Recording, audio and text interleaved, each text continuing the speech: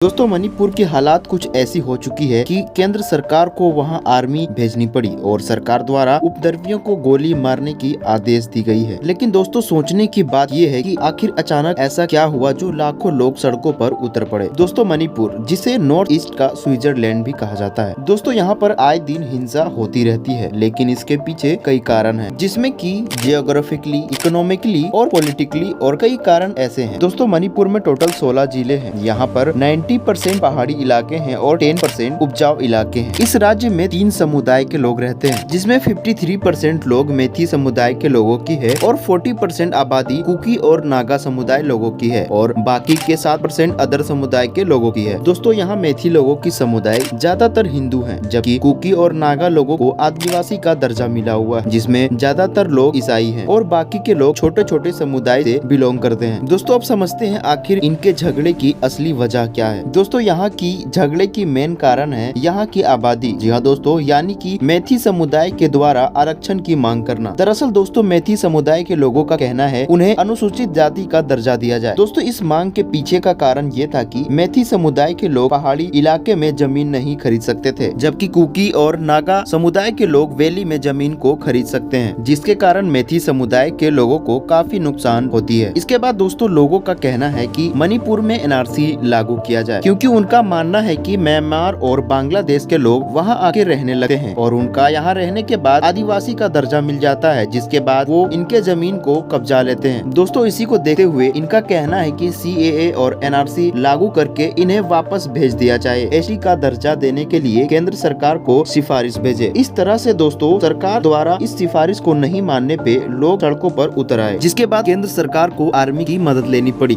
दोस्तों इस झगड़े का एक और कारण था गवर्नमेंट लैंड सर्वे। यहाँ के गवर्नमेंट द्वारा रिजर्व फॉरेस्ट यानी आरक्षित फॉरेस्ट को खाली करने का अभियान चला रखा है और इस तरह से सरकार आरक्षित वनों से लोगों को निकाल रही है, जिसमें कुकी और नागा समुदाय के लोगों को कहना है कि सरकार ऐसे करके उन्हें जंगल से निकालना चाहती है, इसलिए ये इनके विरोध कर रहे हैं और इनकी मांग है कि सरकार उस आदेश को रद्द करे जिसमें 1966 में रिजर्व फॉरेस्ट यानी कि आरक्षित वन घोषित किया गया है। दोस्तों इनका कहना ये है कि इनके जरिए इनका घर और जंगल दोनों को छीना जा रहा है। दोस्तों अब समझते हैं आखिर ये हिंसा कब और कहां से शुरू हुई। इस हिंसा की शुरुआत चूराचंद जिले से हुई, जो कि मणिपुर की राजधानी इम्फाल से 63 किलोमीटर की दूरी पर स्थित है। इस जिले में ज्यादातर लोग कुकी समाज के रहते हैं। 28 अप्रैल को इंडिजिनियस ट्राइबल लीडर फोरम यानी कि ITLF गवर्नमेंट लैंड सर्वे के विरोध में चूराचंदपुर में 8 घंटे का बंद करने का ऐलान किया गया। उस दिन मणिपुर के मुख्यमंत्री N बीरेन सिंह का कार्यक्रम भी था। वो चूराचंद जिले के एक टाउन में एक ओपन जिम और PP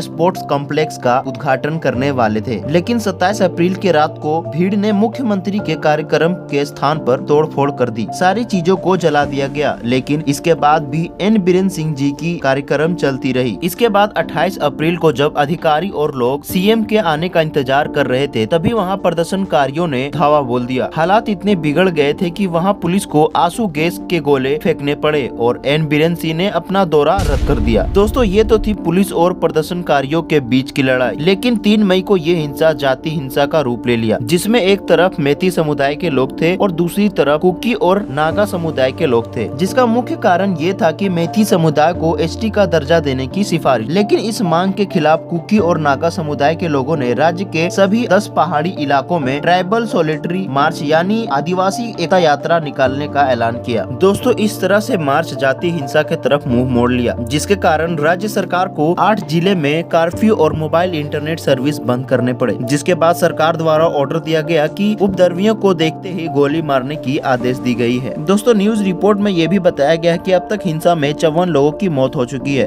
दोस्तों मणिपुर में कुछ ऐसे भी लोग थे जो हिंसा नहीं चाहते थे, जिसके कारण वो राज्य को छोड़कर दूसरे राज्य में शिफ्ट होने लगे। दोस्तों अब देखने की बात ये है कि मणिपुर की सरकार इस समस्याओं का कब तक खत्म करेगी और क्या कोई नियम कानून बनाएगी। दोस्तों आपकी क्या राय है इस पे कमेंट करके बताएं। अगर आपको ये वीडियो अच्छी लगी हो तो इस वीडियो को लाइक करें एंड इस चैनल को सब्सक्राइब करें, ताकि इस तरह से और भी रिलेटेड वीडियोस आपको मिलती रहे।